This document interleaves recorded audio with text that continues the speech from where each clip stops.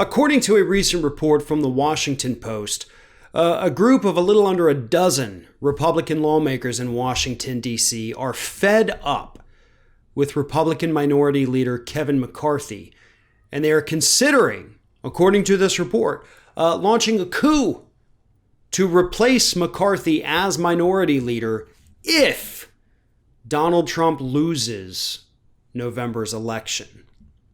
Now, these 10 Republican members of the U.S. House of Representatives spoke to Washington Post on condition of anonymity so they could be candid about what they're thinking. But according to the report, they're sick and tired of it. Trump has, according to these lawmakers, tied their fate to Donald Trump by being, as one of them called it, nothing but a bootlicker for Donald Trump.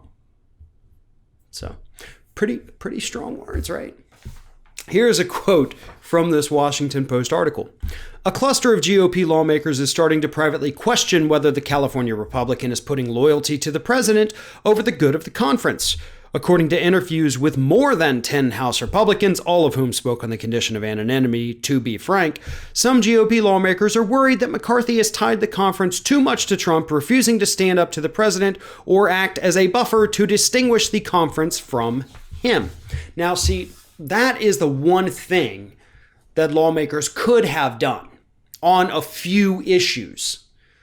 After all, it's not entirely possible to distance every Republican lawmaker from Donald Trump because many of the things that he has done, many of the things that he says out loud are actually what the Republican Party wants and believes.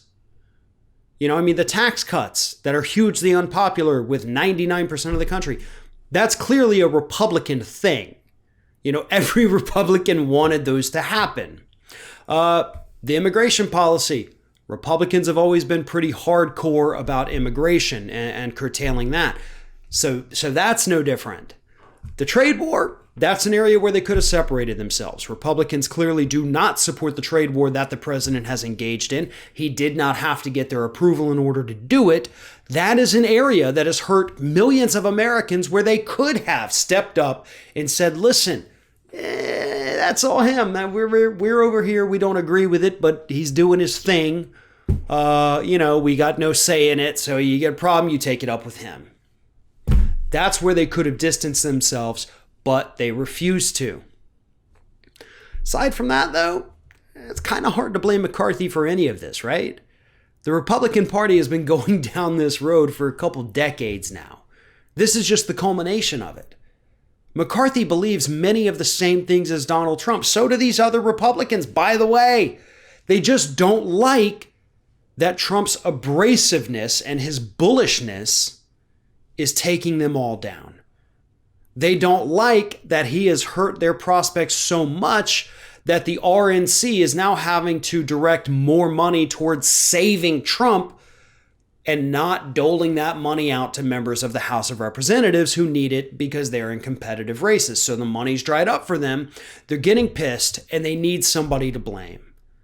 But obviously, they're also not willing to blame Donald Trump, so they want to blame Kevin McCarthy.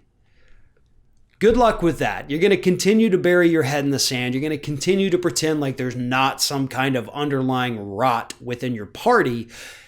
And you're going to end up in the same boat 4 years from now, 8 years from now, whatever it is.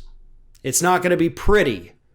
But as long as you keep ignoring the cancer that's causing all of these little tumors that are bothering you, you will never be rid of them.